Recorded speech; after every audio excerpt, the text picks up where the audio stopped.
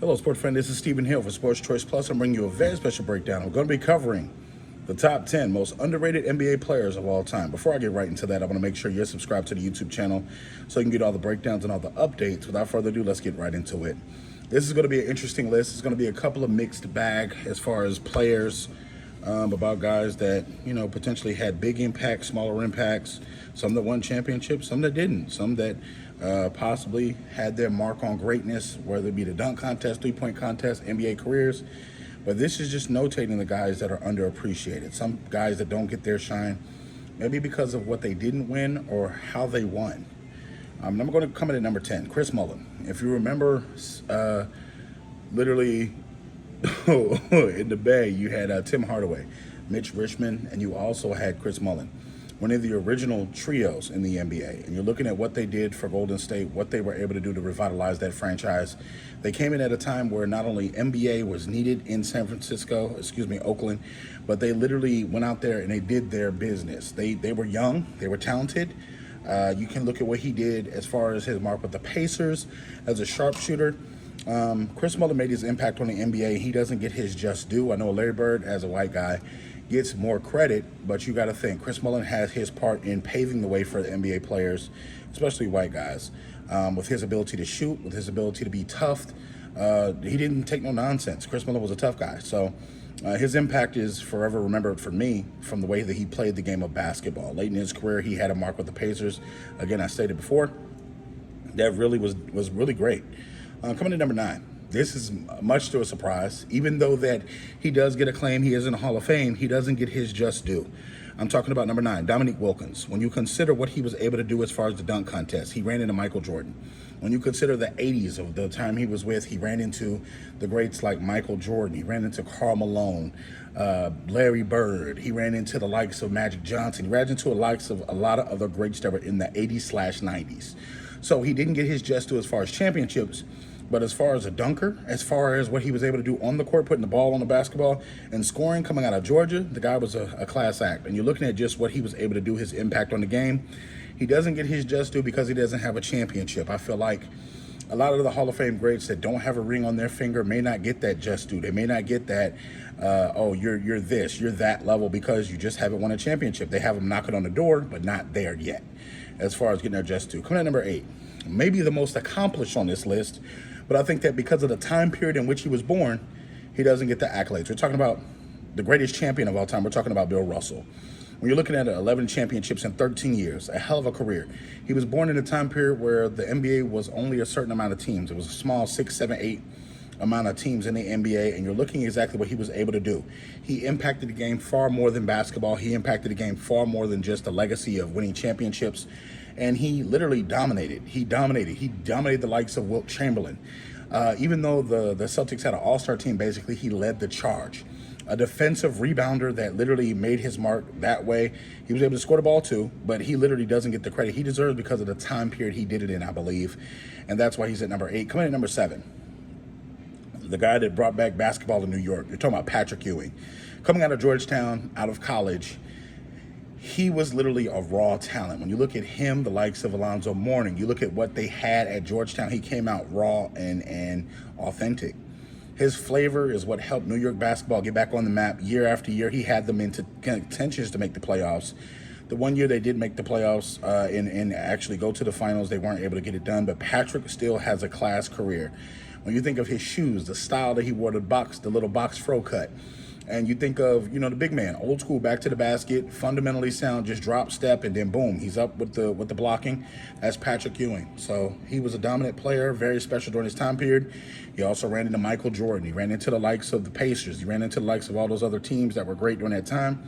But that's why he's at number 7. Coming in at number 6, one of the best talents that we have on this list is Charles Barkley, the round mound of rebound, and you're looking at what he was able to do with the Sixers, what he was able to do as a Phoenix Sun, not really as a Houston Rocket, but you're looking at what he was able to do that MVP season. He did run into Michael Jordan and the Bulls in the finals and lose, but look at his body of work for what he's able to do. I know that Shaq and Kenny and Charles and other players give him, a little slack about not being able to actually win a title. But the kid balled. The kid balled out. On Team USA, he was the guy. Keep in mind, look back at those Dream Team tapes. Look back at the stuff that Charles Barkley was a figurehead in there. Not only on the court, but off the court. He led the charge, and he was able to help that team get where they got to go. And Charles Barkley is a big reason why this team is where they are. All the teams that he played on, he led, basically. Coming behind Dr. J and Moses Malone, he did have the weight issue. You did see that he had a couple of struggles early on. But after that, I mean, the kid took off. He was a Hall of Fame talent since the time he stepped in the NBA. Coming in number 5. Even though injury riddled his career, I think he did enough to where you can say this guy should be remembered more, and that's Grant Hill. When you think of what he did for Detroit basketball, you think of what he did when he went to Orlando, think of what he did when he resurrected his career in Phoenix. Grant Hill's a class act. Coming out of Duke, he was LeBron before LeBron. The original walking triple-double. The ability to score, put the ball on the basketball court, and then move. He was able to shake Jordan. He was able to shake Penny Hardaway. He was able to shake everybody that guarded him, and he just got his career cut short because of injuries. When you look at the likes of the All-Star games that he played in, the teams that he played for, he was a big reason why they had any type of success on those teams. Coming in number 4, wrong place, wrong time. When you think of how many players were great in the 80s, when you think of Magic Johnson, when you think of Larry Bird, you think of Jordan, you think of Karl Malone, John Stockton, who scored the most points in the 80s? It was Alex English. Alex English in the Denver Nuggets, literally, he took his game to a whole nother level. Being able to put that team on his back and literally score point after point after point each and every game.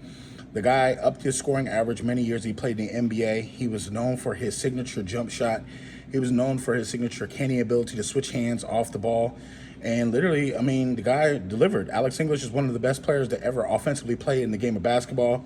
I know a lot of people wear his throwbacks. They don't know his story. But Alex English is one of the best success stories in the NBA. He didn't have a lot coming up, but he actually made a difference and an impact in the Denver community in a big way. Coming in number 3, you know this guy.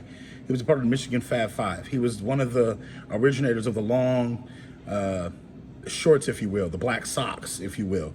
And that's Chris Webber, C-Web. When he went to the Bullets, played for the Warriors a little bit, found a home in Sacramento. You look at what he was able to do with his career, revitalizing that Sacramento franchise with his flavor, with his style, the ability to play as a big man, to handle the basketball, to be able to shoot, to be able to get that 15-footer to go, be able to hit him off with the hezzy and then do his moves. Chris Webber was dominant on the basketball court. He may not have finished and beat Shaq and the Lakers and Kobe and the Lakers, but revitalizing that team of Vlade Divac, Mike Bibby, Doug Christie, those guys had a hell of a basketball team. They made basketball fun in Sacramento.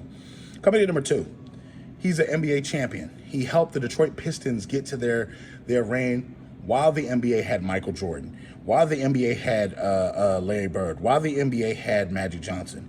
His name is Joe Dumars. He oftentimes doesn't get mentioned when Isaiah Thomas gets all the credit, but he was the guy that played defense. He was the guy that did the dirty work. He took the defensive assignment every night of the best player on the other team. Joe Dumars stood tall right next to Isaiah Thomas, and he did his part. He doesn't get the credit and accolades he deserves because he's a quiet guy and he doesn't really boast, but Joe Dumars is what propelled Isaiah Thomas to be able to play offense like he did because he didn't have to expend that energy on the defensive side of the ball. He took the lead and said, I'm going to guard your best Michael Jordan. I'm going to guard your best Scottie Pippen. I'm going to guard your Magic. No matter what the defense called for, he was able to do it. And that's why he makes the list number 2. And coming in number 1, this guy sacrificed so much of his game for other people to be great. When you look at coming out of North Carolina, he played alongside of Sam Perkins. He played alongside of Michael Jordan, Kenny the Jet Smith. You're looking at what he did when he came into L.A. He took a back seat for Kareem. He took a back seat for Magic Johnson. He took a back seat for Byron Scott. He took a back seat for Cooper. And he still was able to ball and get his own. Ladies and gentlemen, I'm talking about James Worthy. With the ability to put the ball on the court, the big game James hit shot after shot after shot. And you saw just how incredible he took his game to the next level. Hall of Fame career throughout, NBA All-Star throughout. He did everything well, rebounding, shooting, playing defense, passing the ball. He did a little bit of everything. Showtime Lakers was a big part of James Worthy. So, and you look at just some of the Magic Johnson movies and things like that and see his impact. The guy was a global all-star. The guy was a global celebrity. Everywhere he went, it was just like you saw Magic Johnson. So his physical frame, the way that he played the basketball, he did the things right. And that's why he makes this list. Now, everybody on this list, this is the top 10 list. If you don't like the list, let me know. Who are your top 10 most underrated NBA players of all time? Get in there in the comment section. Definitely check out Sports Choice Plus for all the breakdowns and all the updates. and we'll see you on the very next video.